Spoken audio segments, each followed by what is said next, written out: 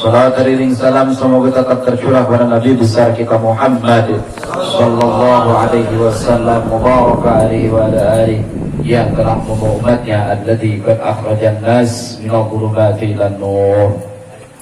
Bapak-bapak hadirin kaum muslimin rahimakumullah. Ini Ibu Nur Ajizah masih ada suaminya enggak? Yang mana? Oh ini. Oh bapak suaminya.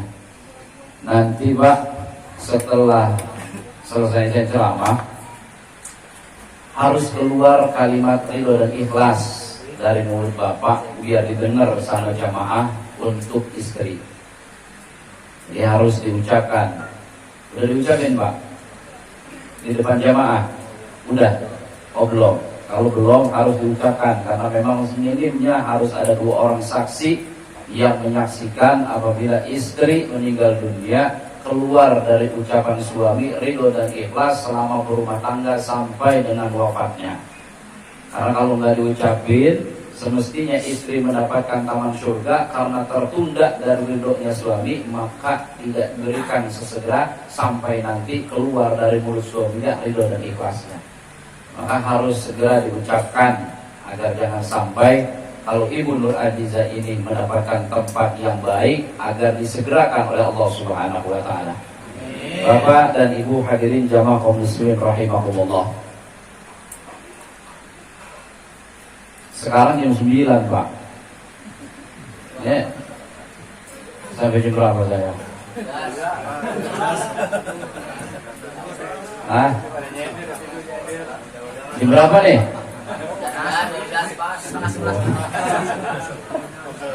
Nah kalau tahlilan jam 9 biasanya udah kemalaman.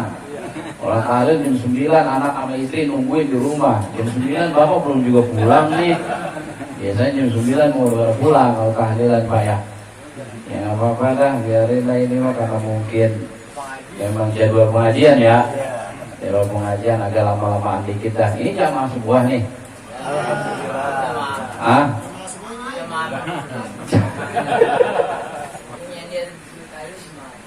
Bapak dan Ibu jamaah sekalian yang berbahagia, kalau kita bicara pengabdian mah kan semuanya juga pasti mati Pak ya. Benar Pak? Coba Pak dulu kalau kita dengerin ceramahnya Jainuddin MZ kan begitu, Presiden mati gitu ya. MZ kalau ceramah gitu kan ya, Menteri mati, Gubernur mati, Wali kota mati, camat, lurah, Pak Lurah atau Pak Lurah? Mana Pak Lurah? Di jalan-jalan.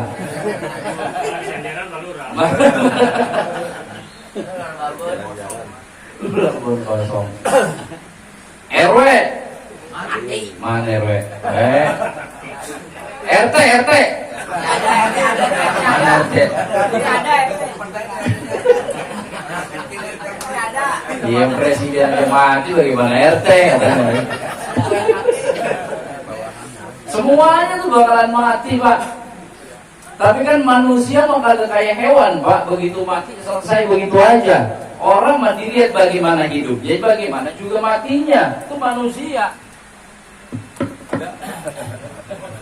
Manusia dilihat bagaimana hidupnya, bagaimana matinya. Matinya penting, hidupnya juga jauh lebih penting Pak. Maka saya ingat ketika bukan dulu ya, waktu Al-Maghfurlah Sayyidul Walid Al-Habib Ali bin Abdurrahman Segaf itu masih hidup, saya ngaji ke sana. Begitu saya sampai pertama kali ke pengajian beliau, saya dipanggil sama beliau. Kata beliau, Alhamdulillah Ji, ente sampai juga kemari. Walid itu bicara begitu. Kata beliau begini, sudah banyak ngomong-ngomong, pesan beliau begini. Yang pertama orang hidup, mati. Maaf ya. Belum. Apalagi ini yang dulu merah. Belum, nah. Wirelessnya aja. Belum. Nah. Kata Walid begini nih. Orang hidup dengan orang mati, orang mati dengan orang hidup dengan orang hidup, orang mati sama orang mati punya kaitan. Paham Pak? Ingat ya tuh? Coba dah, ingat coba deh saya ngomong barusan, ingat nggak nih? Orang hidup dengan orang hidup, orang hidup dengan orang mati dengan orang mati, orang hidup dengan orang yang masih hidup punya kaitan. Bisa nggak tuh? Ingat nggak? Pokoknya hidup mau mati dah, pokoknya begitu dah.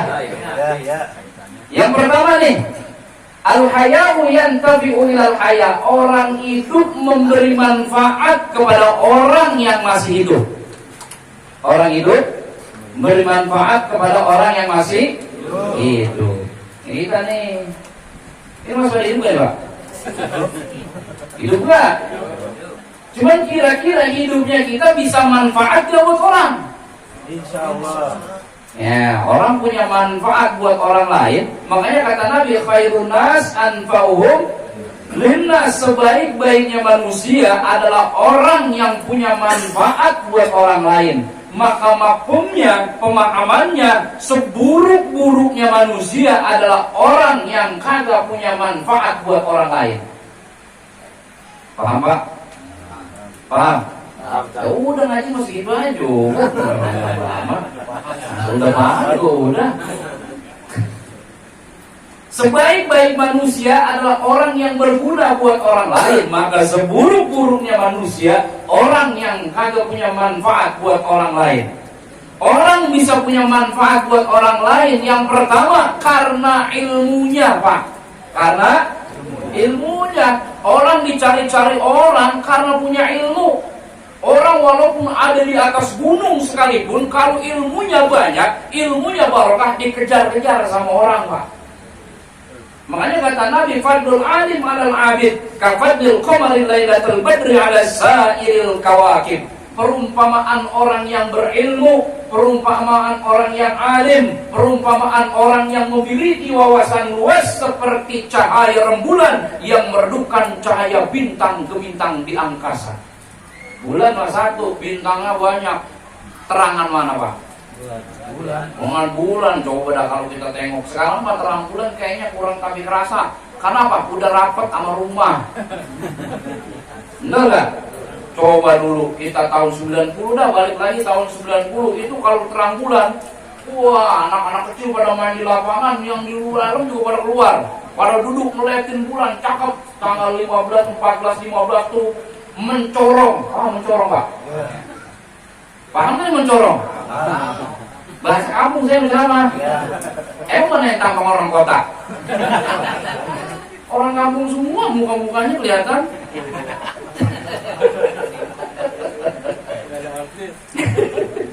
Tuh, kalau cahaya rembulan bintangnya banyak sekalipun kalah ketika bulan purnama keluar satu, bintangnya ribuan, bulannya satu, kalah semua.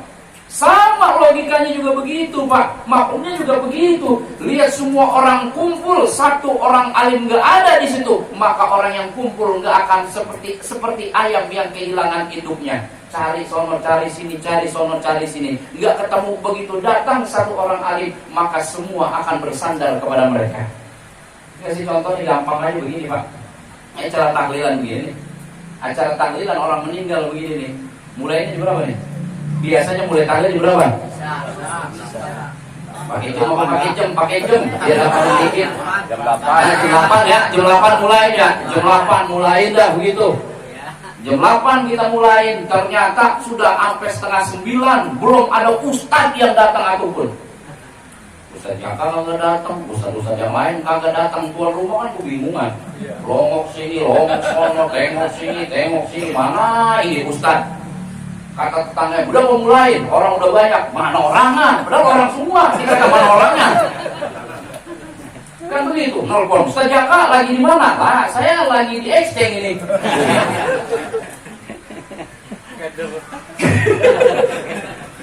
Anterin istri saya healing. Gitu. Ustaz, ini tahlilan malam kelima, belum ada Ustaz ini. Kayak gitu. Mas belum ada? Iya, orangnya juga belum ada. Padahal orang udah pada kumpul, belum ada orang. Padahal orang udah banyak, tapi dikata belum ada orang. Makanya bener orang tua kita kalau ngomong dulu begitu tuh, belajar biar bener, kalau udah gede lu biar bisa jadi Kalau belum punya ilmu masih dianggap orang-orangan. hidupnya juga hidup-hidup. Ya bener, emang begitu. Tuh, tuan rumah udah kebingungan, udah 8:30 belum juga nyampe. Dia telepon, akhirnya Ustaz Jaka dari exchange buru-buru pulang naik motor ngebul gitu ya. Nyampe kemari jam 9 kurang 15. Itu tuan rumah yang tadi jantungnya ada di berok, naik lagi ke atas. Orang itu kaget, mana ini? Naik lagi ke atas dia. Alhamdulillah, akhirnya Ustadz datang juga. Cari-cari nggak mau orang? Cari-cari nggak mau orang? Karena ilmunya dicari-cari sama orang karena punya ilmu. Coba, yang pertama, orang bisa manfaat buat orang lain karena ilmunya. Ngerti itu? Karena ilmunya. Kira-kira bisa nggak punya ilmu? Bisa nggak? Makanya kalau pengen punya ilmu, kudu ngaji. Jembah ini. Pada ngaji nggak? Ngaji. Yang kagak. Banyakan yang ngaji, banyakan yang kagak nih. Ayo juga ngaku. Emang kadang-kadang begitu, baru punya motor NMAX dong udah kagak mau ngaji. Padahal kan boleh kredit. Jujur dah, asal giliran bayar juga puyeng. Asal punya NMAX udah kagak mau ngaji. Jalan udah sombong banget, la ilaha illallah. Bukan orang sini bang, bukan orang sini. Orang sini mau kaya ngaji, mau seneng ngaji, mau susah udahan. Jadi,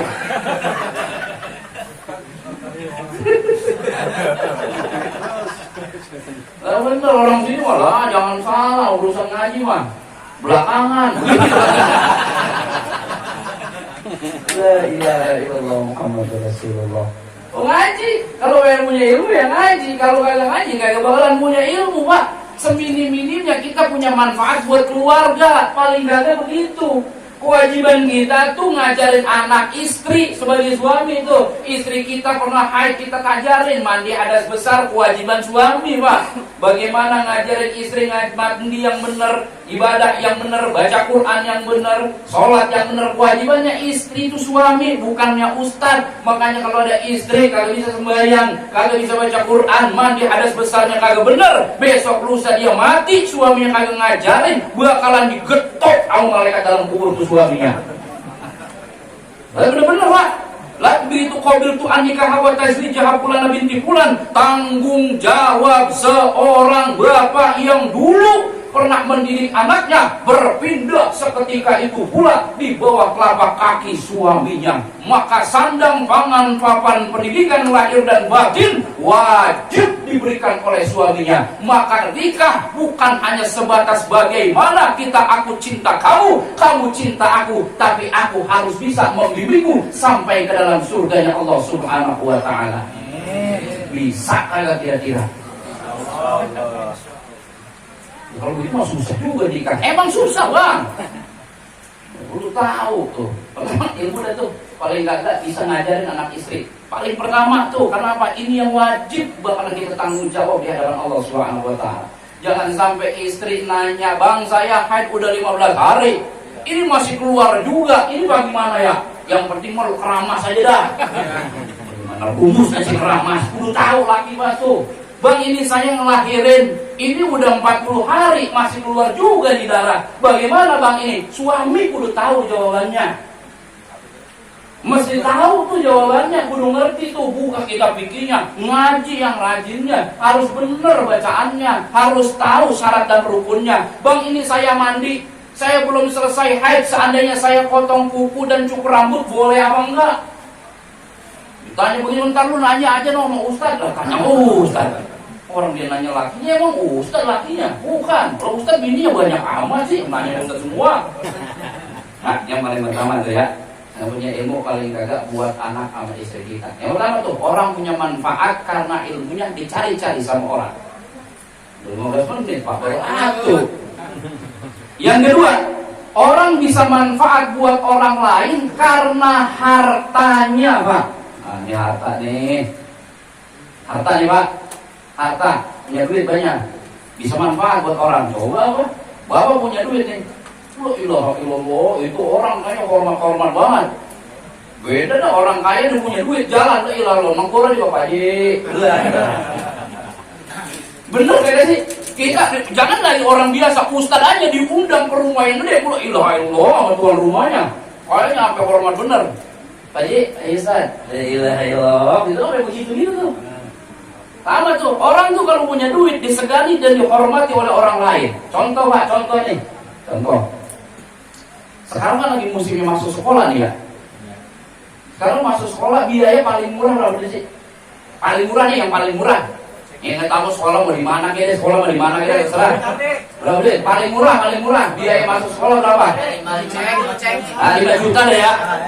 Paling murah sekarang masuk sekolah, biaya masuk sekolah 5 juta Pak. Orang kampung kan jarang banget megang duit cash 5 juta. Sekali-kalinya megang duit juga itu arisan. Bener gak? Kalau arisan dikocok, aku belum sampai dikocok dia pinta. Kalau bisa membuat dulu itu keluar. Oh iya itu. Sampai disamperin sama yang punya rumah. Kalau itu 5 juta tuh. Masuk sekolah biayanya 5 juta. Begitu dilihat tabungannya, ternyata cuma punya duit 3 juta Pak. Kan kurangnya masih 2 juta. Kebingungan dia nih. Kemana ini gue nyari duit? Tapi sih sini rada kayaan dikit Pak. PRT ya? PRT. Motornya emek jangan-jangan nih.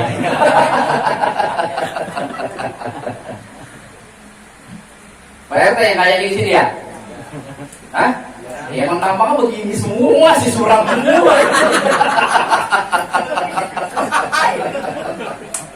La ilaha illallah Muhammadur Rasulullah, Allahumma alaihi ya Allah. Udah, tuh dilihat 3 juta, masih kurang 2 juta. Kata bininya, bang, pergi sono bang, kemana? Ke rumah RT, minjem duit. Rumah RT dia disuruh minjem duit, katanya RT punya duit. Ya udah dah, datang ke rumah RT. Assalamualaikum. Salam. Lagi ngapain PRT? Ya lu lagi ngapain? Lu ngapain kemarin? Anu PRT. Ngapa? Gimana ya ngomong saya? Ngomong aja ini. Ono PRT, ono apaan? Anak saya masuk sekolah. Lalu masuk sekolah lu kemarin di sini ada sekolahan. Masuk sekolah ongkosnya 5 juta PRT.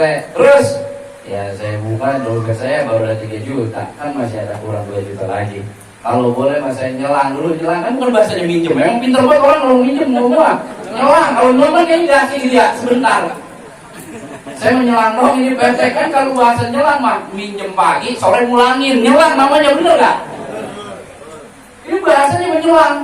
Saya menyelang doang ini PRT 2 juta beda begitu buat masuk anak sekolah. Ntar insya Allah dah pokoknya seminggu saya pulangin. Kadang-kadang minjem mau janji lagi. Begitu ya udah. Yang PRT mah orang rada royal, duitnya juga emang lagi banyak. Kan habis apa be diukurin sama dia nih.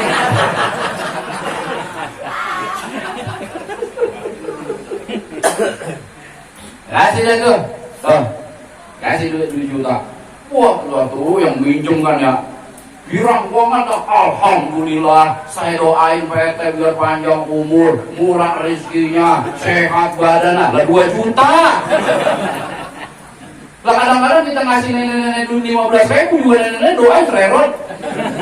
Bener gak? Nenek-nenek kita kasih duit 15.000 didoain kita panjang banget, kita udah jalan. Ya udah makasih nek, doain lu biar sehat panjang umur, berkah hidup lu. Amin. Makasih nek ya. Iya pokoknya gua doain lah sudah. Ini 2 juta doanya banyak banget ya. Sampai udah ngulang gitu mampir lagi, muter lagi di gerbang PRT. Makasih, pokoknya PRT mudah-mudahan jabatannya naik Pak. Dia doain jabatannya naik. Coba kemarin bagi giliran kagak kebagian bansos. Gua doain ya biar cepat diganti. Gitu.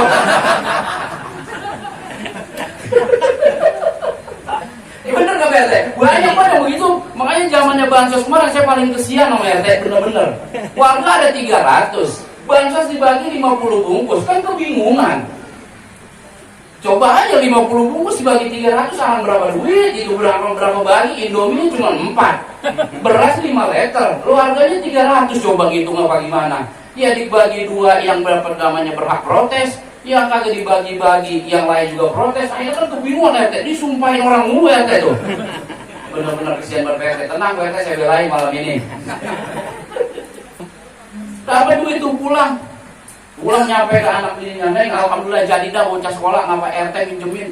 Alhamdulillah abang janji insya Allah besok tanggal 20 seminggu lagi saya pulangin. Wah, kata lakinya begitu ceritanya. Dibawa sekolah dibayaran udah tanggal 90 itu duit belum juga pulang Pak.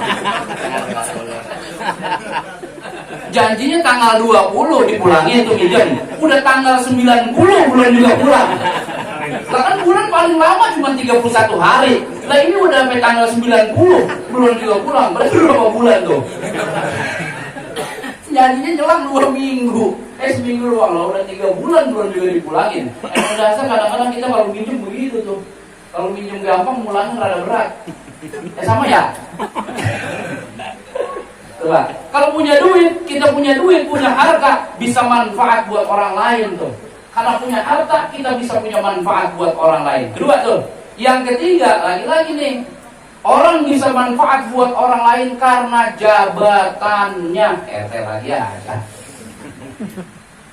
Jabatan tuh bisa manfaat buat orang lain. Karena jabatan yang dititipkan Allah kepada kita itu nggak sembarangan. Nggak semua orang bisa diberikan amanah. Nggak semua orang bisa dititipkan jabatan karena memang Allah pilih sehingga dia bisa dijadikan pemimpin untuk di satu tempat, di satu wilayah. Sekarang kita punya RT, mau bagaimana ceritanya, mau bagaimana jalannya, sekarang dia udah jadi RT, itu ketentuan dari Allah Subhanahu wa Ta'ala. Itu Pak RT. Udah bisa lah. Itu udah ketentuan dari Allah, diamanatkan oleh Allah Subhanahu wa Ta'ala. Maka orang yang punya jabatan bisa punya manfaat buat orang lain, Pak. Nggak perlu saya panjang-panjang sampai udah pada paham dah. Orang yang punya jabatan punya manfaat buat orang lain. Yang pertama tuh, orang hidup bisa memberikan manfaat kepada orang yang masih hidup. Orang yang punya manfaat buat orang lain, keberadaannya disenangi sama orang. Orang kalau punya manfaat, keberadaannya dia nih, adanya dia disenengin sama orang. Alhamdulillah, Ustaz Jaka udah sampai, senang tuh orang. Nggak adanya ditanyain sama orang. Orang punya manfaat mah. Yang lain pada kumpul kayak tadi saya bilang, Ustaz Jaka belum datang, kata tuan rumah, Ustaz Jaka belum sampai mah. Nggak adanya ditanyain sama orang, adanya disenengin sama orang. Beda sama orang yang nggak punya manfaat. Nggak adanya disenengin sama orang, keberadaannya diseselin sama orang. Bener-bener, banyak orang yang paling rese di kampung ini. Begitu datang acara, ya ngapain tuh bocah datang, ngapain dia kemari? Kalau ada dia udah kagak beres aja udah urusan dah. Ngapain dia kemari tuh? Dia rese dah, sudah urusan kagak beres, udah pokoknya udah. Baik itu dia kagak datang, kemana sih anu? Kemarin mah dia datang, sekarang udah biarin gua kagak datang, gua mendingan juga kagak datang. Pak, hidup kita kalau udah kayak begitu dan digituin sama orang, hati-hati Pak. Hidup kita kalau udah kayak begitu tuh, kita ada orang nggak ada yang nanya kita, nggak ada yang seneng sama kita hadir, apalagi kita nggak ada yang nanyain kita, waspada Pak. Ya Allah, nggak punya manfaat jangan-jangan hidup kita nih. Ya itu, kita mau hadir mau kagak orang kagak peduli, waspada tuh Pak. Ya itu, jangan-jangan kita udah nggak punya manfaat buat orang lain. Adanya kita nggak dianggap ada, itu yang bahaya Pak. Yang lebih bahaya lagi, kalau kita nggak ada orang pada seneng, orang pada bersyukur, mendingan dia kagak ada. Oh repot banget tuh. Dulu di sono di kampung saya, saya sudah sono dikit loh Pak. Ada orang yang paling rese, begitu mati orang nyari innalillahi, orang nggak ada yang jawab semua. Jawabannya semua alhamdulillah, mati juga tuh bocah. Bener-bener. Emang rese banget, emang bener rese banget tuh orang. Begitu mati disiarin di speaker di masjid kan gitu ya. Disiarin, orang denger, kagak ada yang ngucapin innalillahi, nggak ada. Semua pada ngucapin alhamdulillah, mampus juga tuh bocah. Ada yang begitu tuh. Ya Allah, ya Rabbi, ya Rabbana, kata saya, Masya Allah. Kalau udah begitu itu Pak, waspada Pak kita. Udah gak punya manfaat buat orang lain. Pertama tuh, al-haya'u yantabi'ul al-haya'. Orang hidup memberi manfaat kepada orang yang masih hidup. Kedua, lanjut Pak. Masih 3 lagi nih.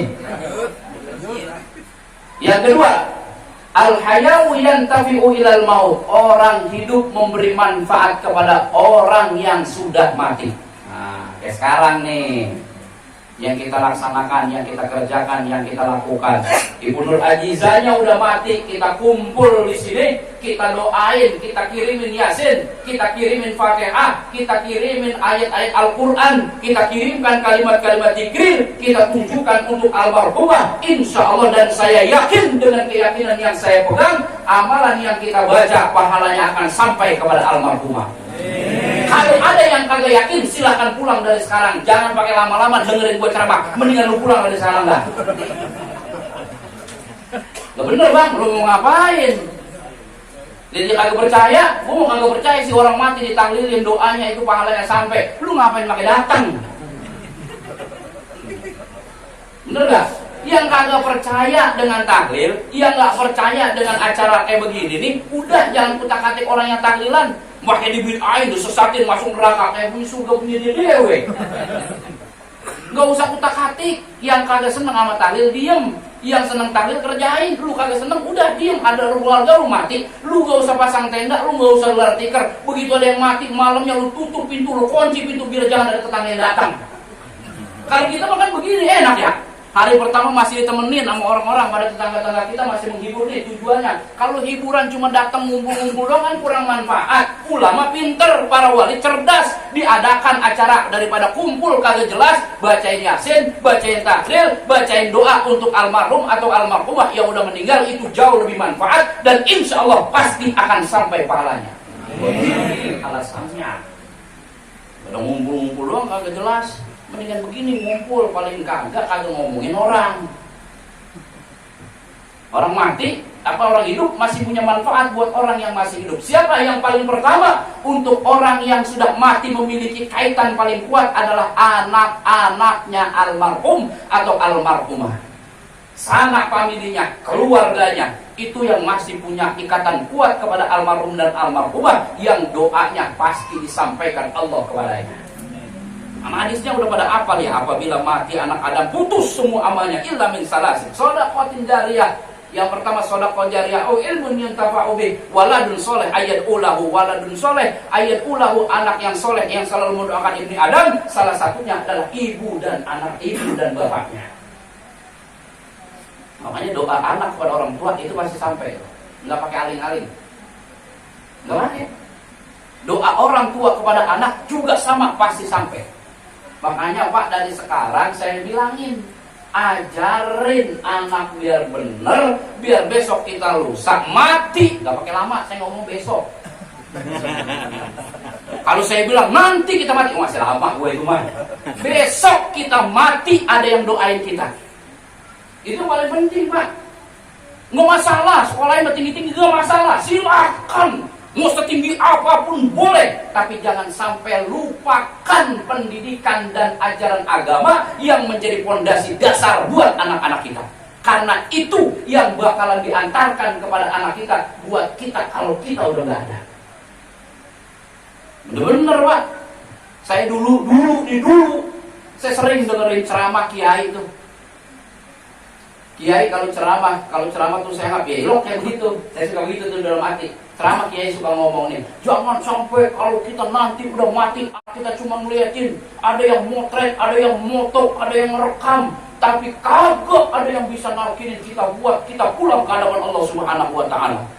Saya lokan apa direkam, lokan apa difoto, sekarang kejadian Pak.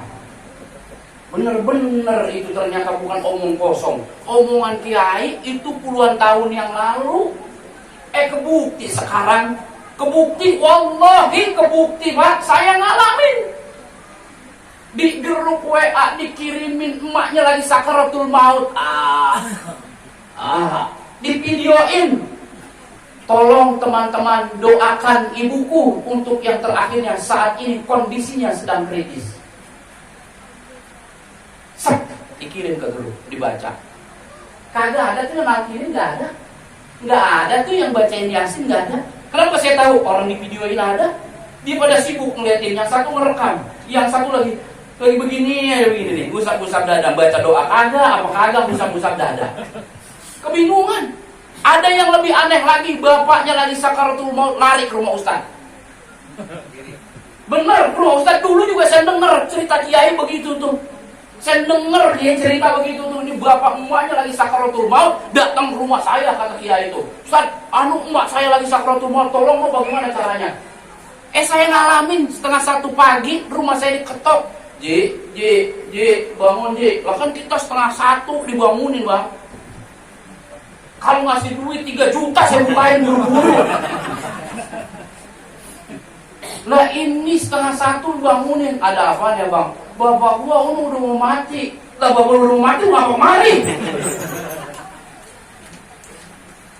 Semua adepin, takinin, ucapin kalimat la ilaha illallah. Saya bilang begitu, gua kan gak bisa. Lu paling mana orang Islam kagak bisa ucapin la ilaha illallah? Lu mah gua kemarin malah jadi omelin. Gua sih bagus gua omelin, gua kagak tahu bohong lu. Sari saya nih kalau ngomong itu tuh. Nah emang bener yang diharapin kan bukan kalimat dari mulut saya, tapi dari mulut anaknya yang paling diharapin. Begitu lari dia pulang sampai ke rumahnya, saya datang ke sono, Ji, ngapa babakku udah habis? Lu kagak nemuin, kayaknya pas gua lagi di rumah lu habisnya. Begitu jawabannya. La ilaha illallah Muhammadur Rasulullah. Kecewa tuh orang tua. Kecewa udah. Dari kecil gua gedein, dari kecil gua rawatin, dari kecil gua sekolahin, dari kecil gua didik. Ternyata nggak punya manfaat buat gua, nggak punya manfaat sama sekali. Buktinya mana? Di saat saya sakratul maut, menghadapi malaikat maut, perjuangan antara hidup dan kematian akan berpulang ke hadapan Allah Subhanahu wa Ta'ala. Ternyata mereka tidak mampu mendampingiku, apalagi sampai membisikkan kalimat tauhid di telingaku. Maka ya Allah, aku minta kepada Engkau, segerakan ajalnya sebagaimana nanti mereka merasakan sakitnya seperti aku saat ini. Kecewa tuh orang tua, kecewa dah. Dan kekecewaan ini sampai dibawa mati, Pak.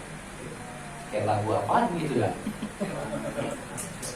Tapi sebaliknya nih, kalau Bapak udah bekalin bocah-bocah kita dari sekarang pendidikan dan pelajaran agama, besok lusa kita sakratul maut menghadapi kehidupan dan kematian, mereka nggak akan takut, mereka nggak akan segan, mereka nggak akan mundur, mereka nggak akan gentar maju ke telinga kanan Bapak membisikkan kalimat la ilaha illallah Muhammadur Rasulullah sampai Bapak bisa ngucapin, baru mereka akan tinggalkan.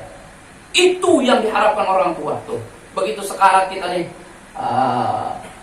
ayo Pak, ucapin Pak, la ilaha illallah. Itu Pak, sepatu mau. Ayo Pak, pelan-pelan Pak, la ilaha illallah. Orang lagi sepakat, jangan dibacain Yasin. Yang suka salah paham nih, saya bilangin nih. Saya sering nemuin orang lagi sakaratul maut semuanya, yang satu baca Yasin, yang satu baca Al-Baqarah, semua tuh dibacain. Tapi gak ada yang nalkinin, salah Pak. Lakinu mau takum, talkinkan orang yang mati mah talkinin dulu, kata Nabi itu. Kalau udah ada yang talkin, silahkan yang mau baca Yasin, yang mau baca Quran nggak apa-apa. Juga jangan kenceng-kenceng. Kenapa? Akan mengganggu daripada pendengaran orang yang akan meninggal. Maka pelan-pelan, baca Yasin pelan-pelan. Yang paling bagus, yang paling utama ditalkinkan. Setelah ditalkinkan, dia bisa ngucapin, ajalnya tiba, baru dah baca Yasin.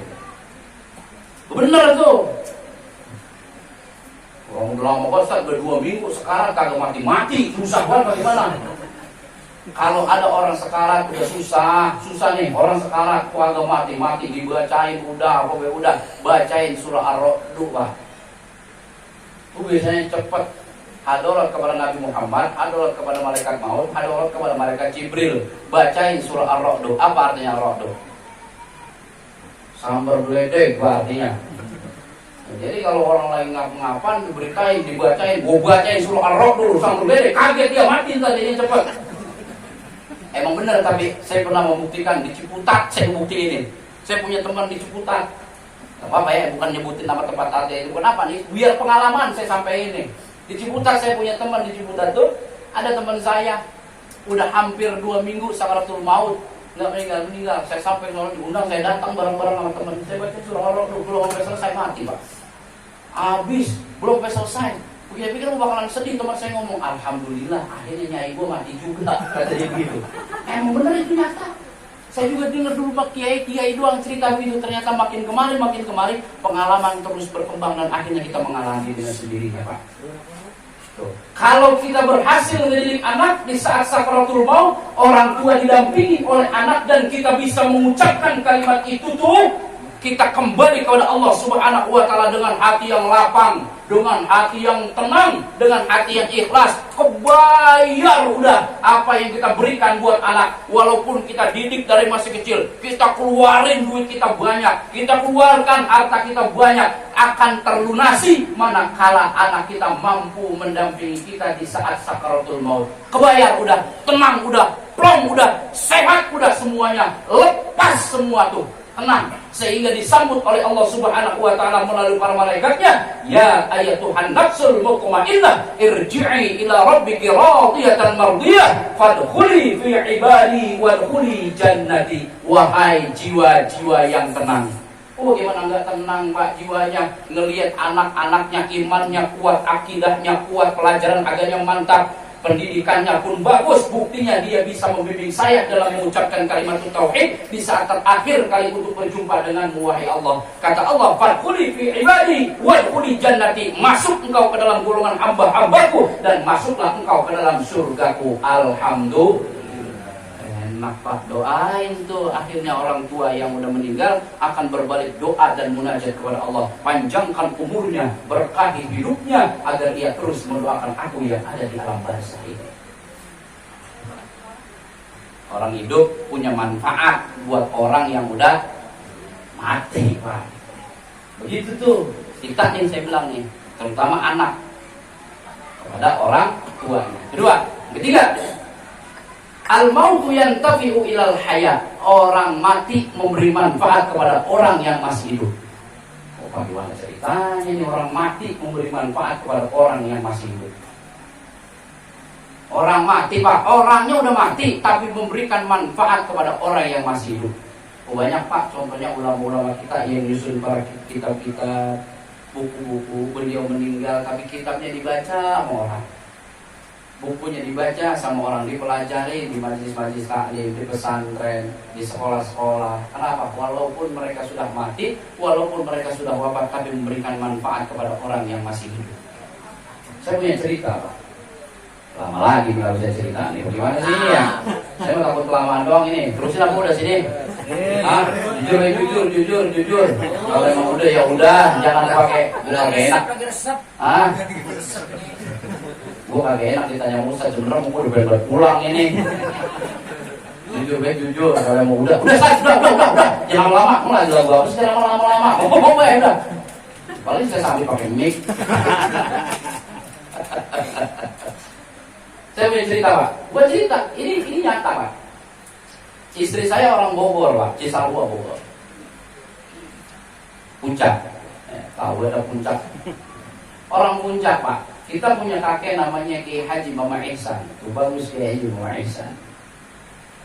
Punya teman namanya Kiai Haji Ajengan Mustafa Cileber. Ini seperti dua mata pisau ini saling akur, apa ya? Soulmate lah bahasa sekarang. Sejoli banget gitu, berteman sejati banget gitu ya. Ternyata kakek kita ini umurnya lebih pendek Pak. Beliau memang pesan pokoknya sebelum usia saya 80 tahun, jam 8 pagi akan siapkan untuk kematian saya. Bener, habis ngajar sembahyang subuh menjelang waktu fajar, dia wirid sebentar, sebelum 80 belum genap, kurang 3 hari umurnya 80 tahun meninggal Pak. Meninggal nih beliau nih, kakek kita nih meninggal dikuburkan. Ini sahabatnya Ajengan Mustafa begitu terpukul atas wafatnya sahabatnya. Nangis dia gitu ya, nangis. Beberapa bulan setelah kematian dari kakek kami nih, Ajengan Mustafa pesantrennya dikirimin kambing Pak, kambing karkas. Ada yang jualan kambing di sini. Kambing karkas tuh kambing isi perutnya udah dikeluarin, kulitnya udah diset, jadi tinggal daging doang di bawah. Kalau kita di warung-warung sate tuh gantung namanya kambing karkas tuh, kambing guling tuh karkas. Didatengin, diantarin ke pesantren. Begitu diantarin ke pesantren, malamnya nih ajengan Mustafa nih, sahabatnya kakek nih, ngimpi ketemu sama kakek. Kata kakek nih, jangan dimakan itu kambing. Ngimpinya begitu, bangun nih ajengan Mustafa. Masya Allah, saya ngimpi ketemu sama Ihsan, teman saya nih. Katanya jangan dimakan itu kambing. Panggil, emang santri ada yang nerima kambing? Panggil santri itu, kumpulin, bener. Tadi ada yang nerima kambing. Kata mama kayak Ihsan, emang ajaran Mustafa, jangan dimakan itu kambing, jangan dimasak. Alhamdulillah Kiai belum dimasak, masih ada di dapur. Jangan dimasak. Ya dimasak tuh. Bilangin santri balik lagi.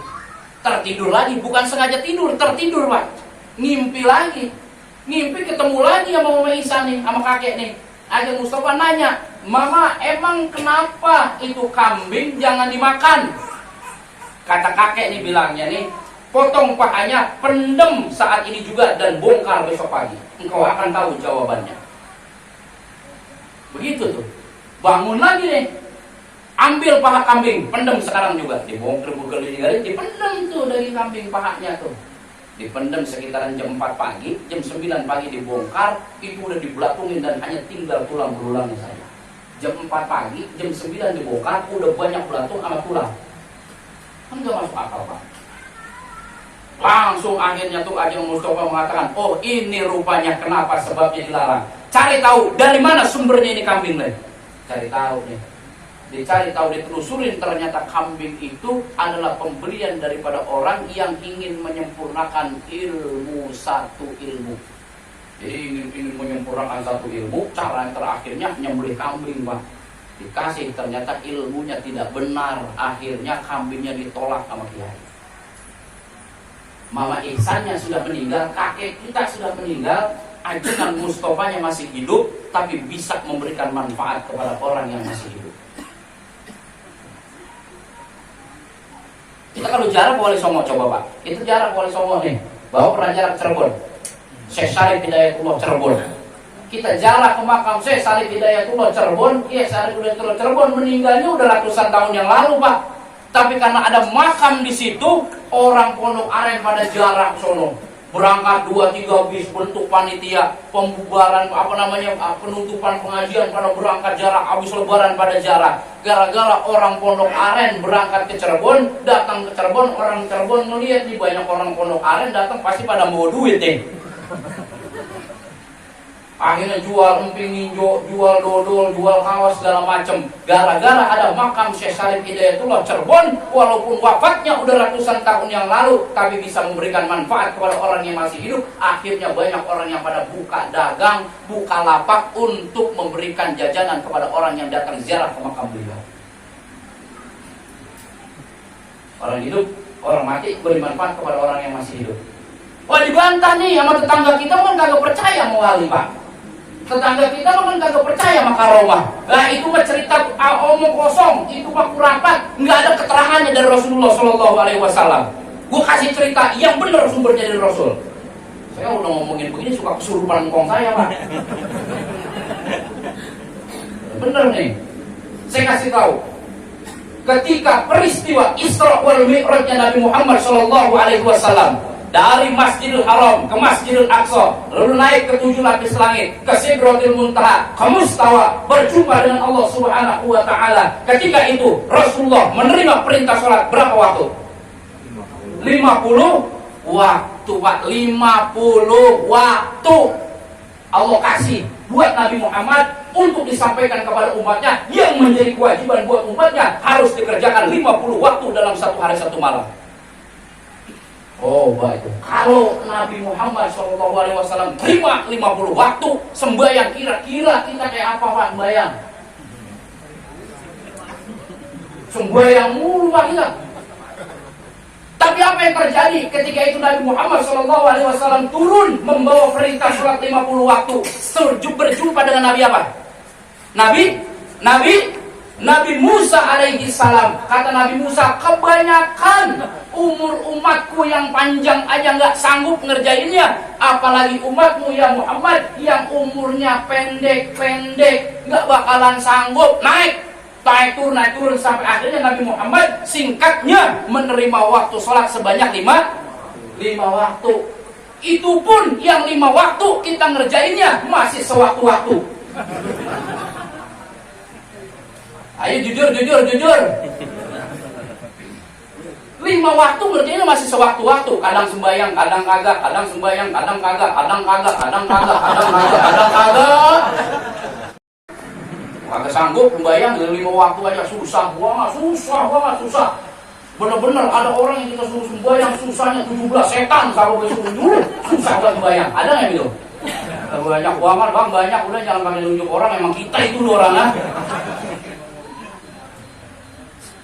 Nabi Muhammad SAW menerima 50 waktu turun terus berkali-kali ketemu dengan Nabi Musa sampai akhirnya dapat waktu 5 waktu untuk pelaksanaan sholat. Pertanyaannya, ketika Nabi Muhammad Isra wal Mi'raj dari Masjidil Haram ke Masjidil Aqsa ke Sidratul Muntaha Mustawa sampai berjumpa dengan Allah dan menerima waktu sholat yang 50 waktu turun dan berjumpa dengan Nabi Musa. Ketika itu Nabi Musa masih hidup apa sudah wafat? Hah? Nabi Musa-nya udah wafat ratusan tahun, bahkan ribuan tahun sebelum lahirnya Nabi Muhammad SAW. Tapi walaupun Nabi Musa telah wafat, bisa memberikan manfaat kepada Nabi Muhammad yang masih hidup, yang mengalami peristiwa Isra wal Mi'raj. Siapa yang berani bantah dalil ini? Berarti dia membantah peristiwa Isra wal Mi'raj Nabi Muhammad SAW. Ada dalilnya Pak, nggak sembarangan saya ngomong. Yang ketiga, yang keempat, yang terakhir nih. Terusin nggak nih?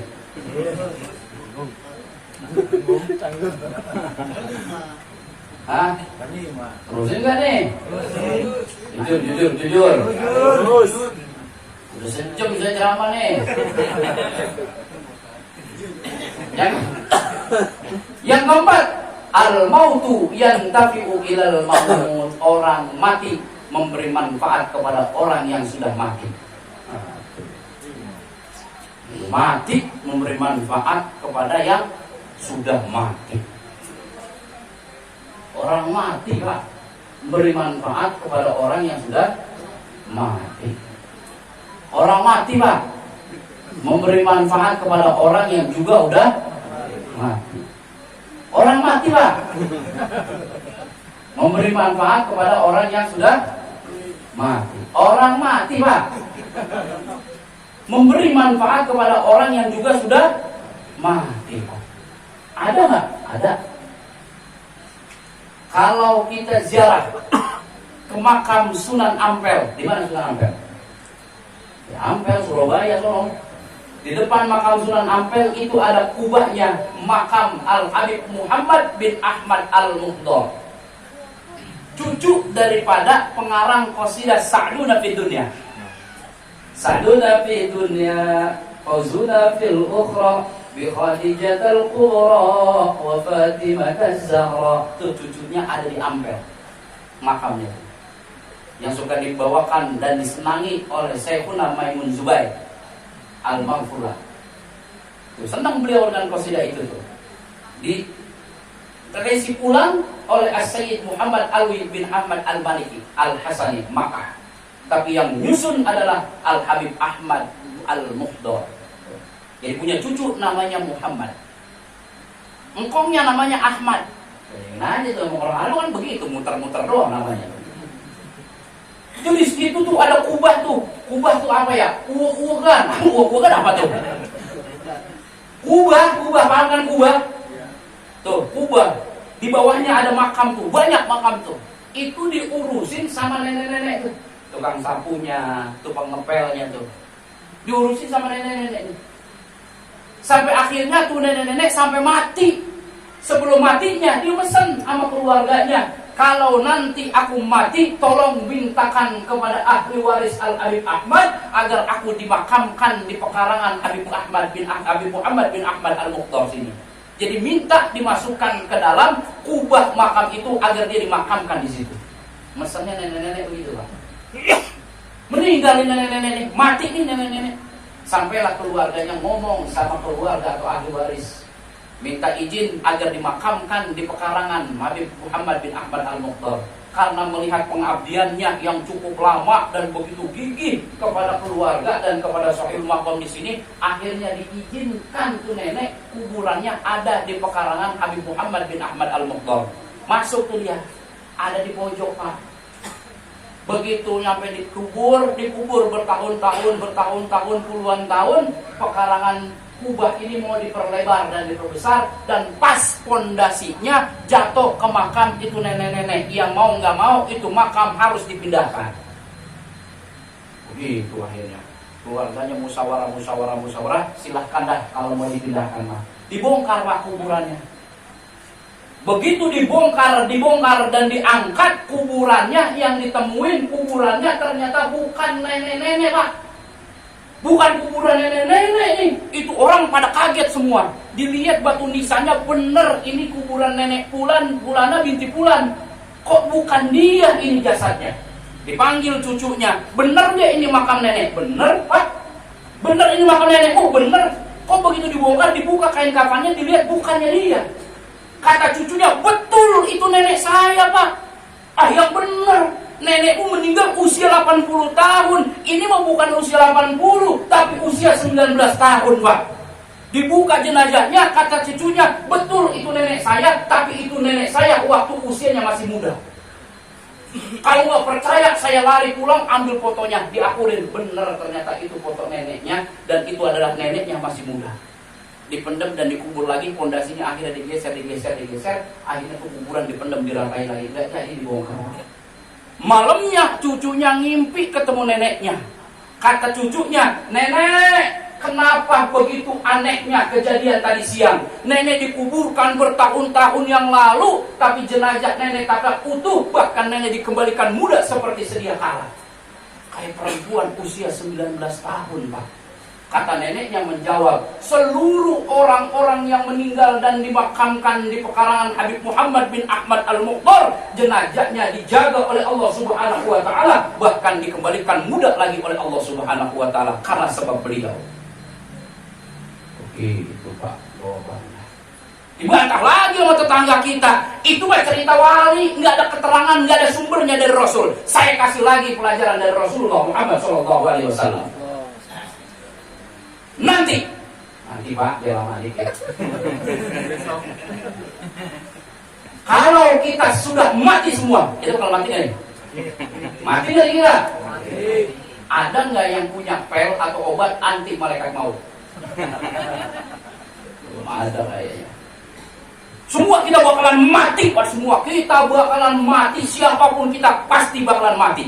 Di saat mati kita akan melalui proses demi proses, perhitungan dari Allah Subhanahu wa taala, sampai pada saatnya kita akan menghadapi mizan atau timbangan catatan amal kebaikan dan keburukan yang kita lakukan di alam dunia. Di saat kita di mizan sebagai umat Nabi Muhammad sallallahu alaihi wasallam akan mempertanggungjawabkan amal dan perbuatan kita di hadapan Allah Subhanahu wa taala, maka di saat kita ditimbang, Nabi Muhammad sallallahu alaihi wasallam akan datang menyaksikan timbangan atau proses penimbangan catatan amal kebaikan dan keburukan daripada umat-umatnya. Nabi akan menyaksikan manakala catatan keburukan kita hampir saja. Hampir doang Pak, bukan berat sampai habis begitu, hampir nih. Catatan keburukan kita hampir saja lebih berat daripada catatan amal kebaikan. Apa yang dilakukan oleh Rasulullah SAW? Apa yang pernah Bapak ketahui? Ketika catatan keburukan kita hampir lebih berat daripada catatan kebaikan, apa yang dilakukan Rasulullah kepada umatnya? Rasulullah akan melemparkan sorbannya sehingga catatan amal kebaikannya bisa lebih berat daripada catatan amal keburukannya yang disebut syafa'atul ujmah. Akhirnya berat itu catatan amal kebaikannya, amal keburukannya bisa ditinggalkan dan orang ini bisa masuk ke dalam surganya Allah Subhanahu wa taala. Pertanyaannya, ketika